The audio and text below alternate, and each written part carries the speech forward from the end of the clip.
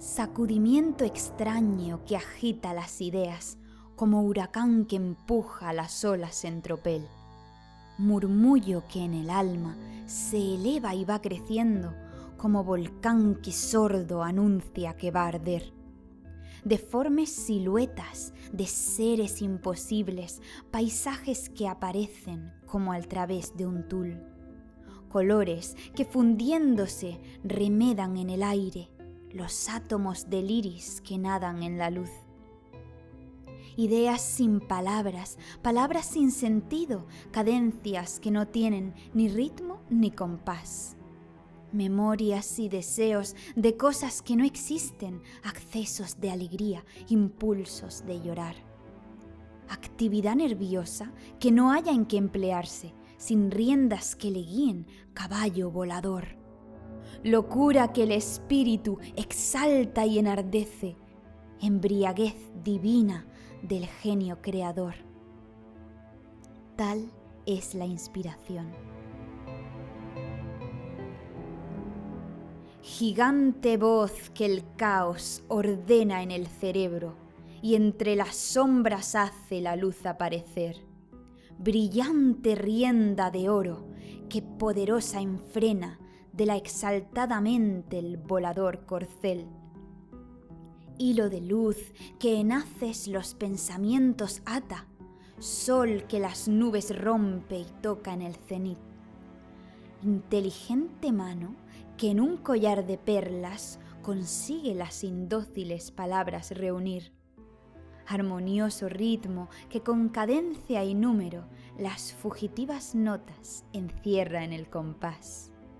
Cincel que el bloque muerde, la estatua modelando y la belleza plástica añade a la ideal.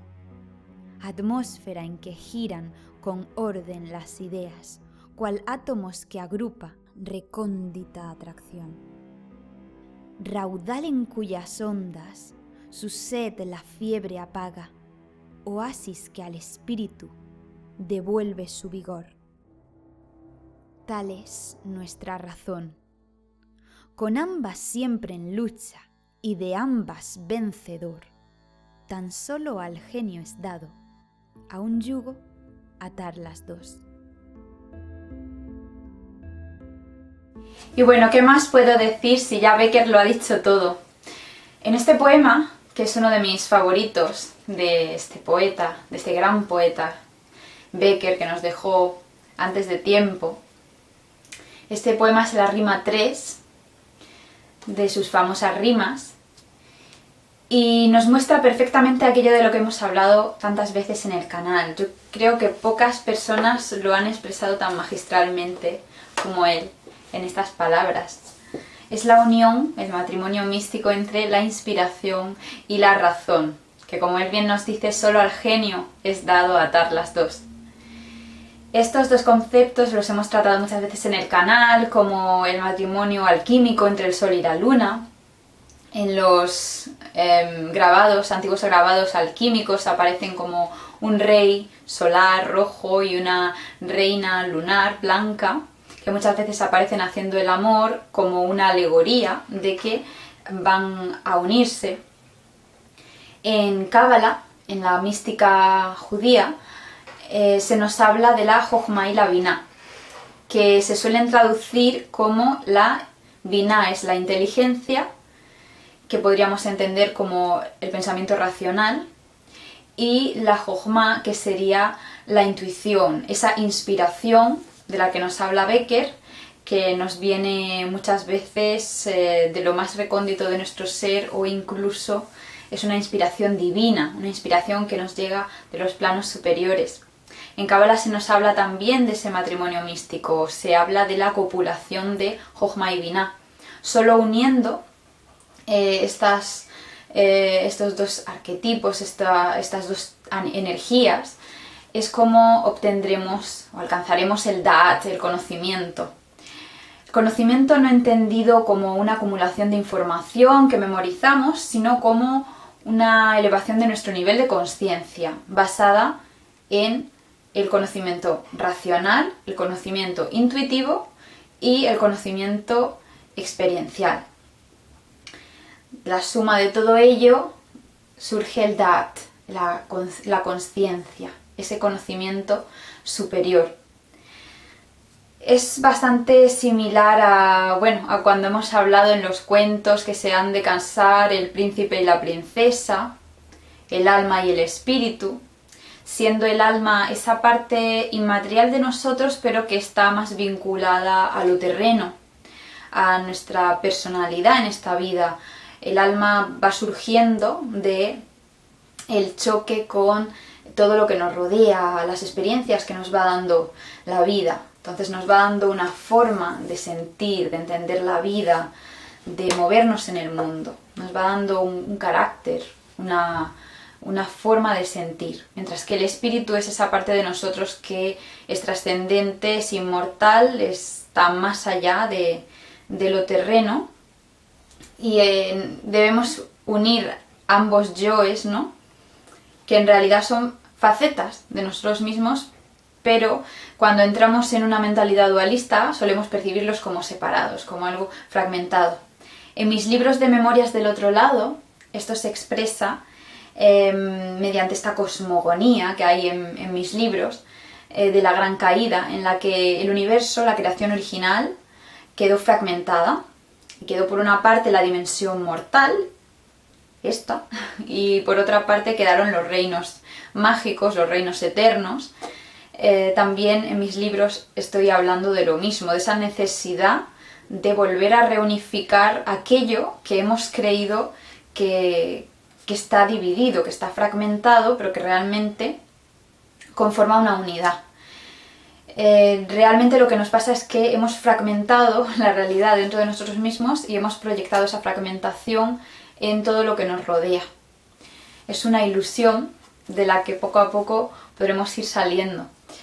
En uno de los últimos vídeos que he subido, el de qué pasaba si no creemos en las hadas, también hablábamos de cómo Roberto Gilby Crombie, comenzó a percibir al final de su vida estas otras dimensiones, a elevar su nivel de conciencia, a percibir cosas que normalmente no percibimos, precisamente porque fue capaz de conciliar su bagaje científico, su visión más materialista del mundo, y también su bagaje esotérico, místico, espiritual, que era una necesidad que había surgido en él desde niño. Sería un ejemplo de alguien que logró alcanzar ese da'at, esa comunión entre, en palabras cabalísticas, Jochma y Binah, o ese matrimonio entre la razón y la intuición. Es muy interesante cómo a mí me llamó la atención cuando empecé a estudiar Cábala, que en este sistema la intuición se percibe como masculina y la razón femenina. Y en una cultura en la que se nos da mucho la vara con que la intuición es femenina, pues me resultó muy interesante ver otro punto de vista. Y esto tiene que ver con que en la Cábala lo femenino y masculino tiene un sentido filosófico. Lo masculino es lo que da y lo femenino es lo que recibe y estructura. De alguna forma esa intuición, entendida como esa inspiración, ese caballo volador del que nos habla Becker, en el sentido cabalístico sería masculino porque es algo que nos es dado desde el plano superior. Es el rayo de luz que penetra y fecunda nuestras mentes, nuestras almas, mientras que la razón es esa fuerza, esa especie de caldero receptor que recibe esa inspiración, pero que no la puede dejar tampoco en estado bruto, sino que la tiene que contener y tiene que darle una forma. Es ese cincel del que nos habla Becker, ese cincel, esa voz que ordena el caos de la inspiración.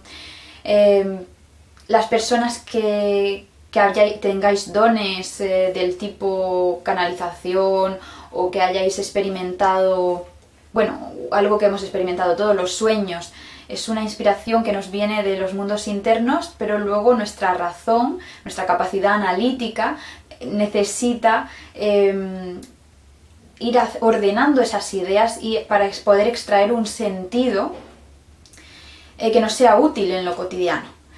Esas serían las dos partes de nuestra mente que realmente conforman un todo, somos nosotros los que en nuestro lenguaje tenemos muy asumido que son dos cosas separadas, diferentes, y que necesitamos unir para alcanzar ese genio, ¿no?, del que habla Becker, ese Da'at cabalístico del que se nos habla en la Cábala, esa conciencia.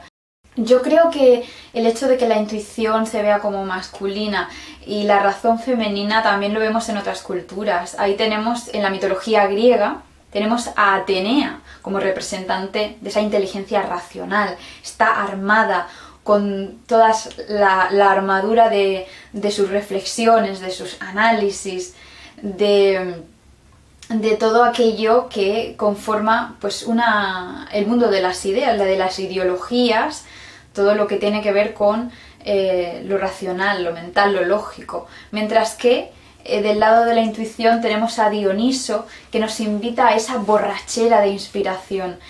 Nos está hablando, por supuesto, de un vino divino, místico. Es el éxtasis del místico que nos va a poner en contacto con realidades que nuestra conciencia habitual, cotidiana, no comprende, que están más allá de la razón y de toda lógica, pero que una vez acabada esa experiencia de iluminación, debemos regresar aquí al mundo, ¿no? Y si no somos capaces de bajar a tierra esa experiencia, de sacar un sentido útil para nuestras vidas y para las del prójimo, porque no debe quedarse la experiencia mística como en una especie de autodeleite o de evasión de los demás y del mundo, sino que yo creo que hay que extraer una sabiduría útil al mundo.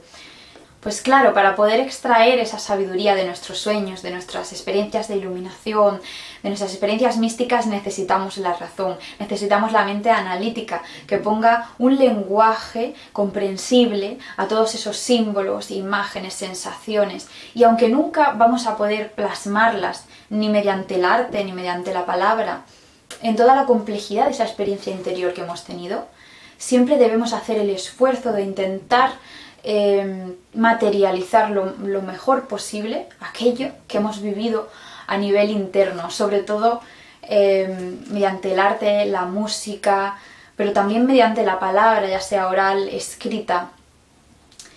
Y creo que de niños tenemos muy desarrolladas ambas facetas del ser. Creo que tenemos una lógica aplastante, que a veces los niños nos dejan a los adultos, pues nos caemos de bruces con la lógica tan aplastante que tienen, y por otra parte tienen una mentalidad abierta, no se extrañan tanto de que pueda existir un orden de cosas diferente al cotidiano al que estamos acostumbrados.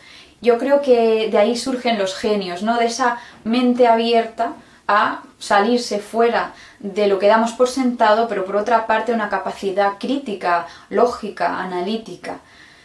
Y desde el canal yo quiero animaros siempre a desarrollar ambas facetas del ser y alcanzar ese matrimonio entre ambas, no cayendo en una pseudociencia, que yo espero desde el canal nunca hacer, porque es algo que se da mucho. Lo que se hace es coger la mística, coger la espiritualidad y disfrazarla de una pseudociencia para poder venderla en una sociedad en la que lo místico es visto con desdén.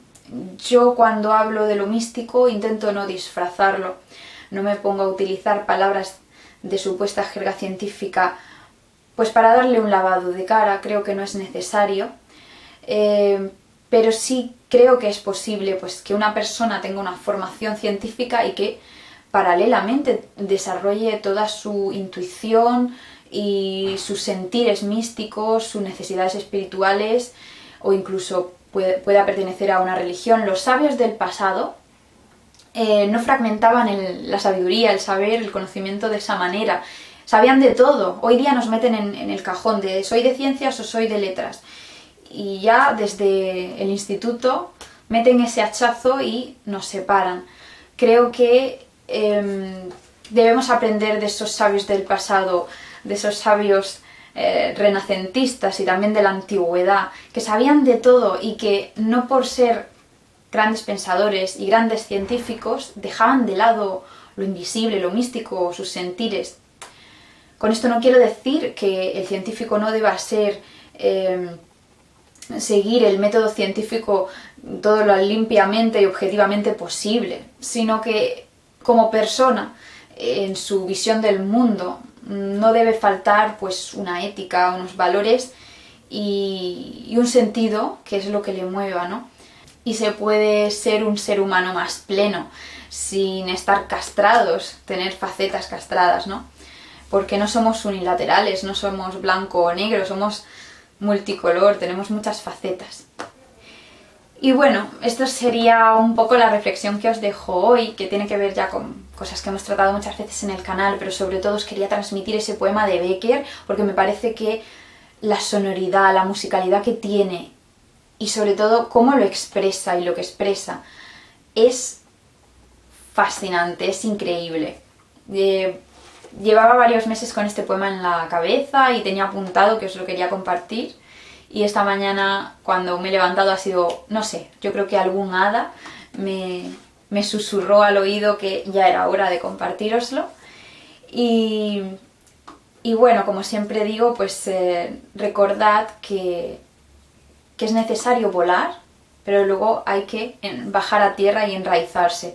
Ir con Peter Pan a volar, pero luego bajar. No podemos estar todo el tiempo en el éxtasis dionisíaco, sino que luego Atenea tiene que poner un poquito de orden, ¿no?, a toda esa información, toda esa inspiración increíble que nos conmueve, pero que nos llega en tropel, ¿no?, como ese caballo alado al que nos dice Becker que hay que echar una rienda dorada y hay que amansar, ¿no?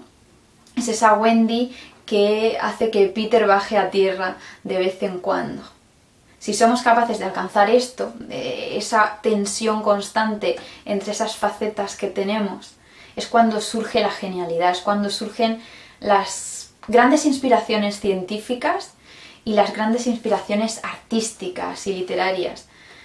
Y bueno, aquí lo dejo. Espero que esta pequeña reflexión y este poema maravilloso os deje algo en que pensar, algo que sentir y sobre todo, como siempre digo, entusiasmo, muchas ganas de seguir avanzando como personas, como individuos, pero también ganas de aportar algo a los demás, aportar algo al mundo, porque todos tenemos algo que aportar, todos somos únicos, no me cansaré de decirlo, y todos vemos facetas de la realidad que los demás no ven. Por eso es tan importante que tratemos de comunicarlo de la forma que sea, de la que más nos guste. Hay muchos medios para comunicar, ¿no?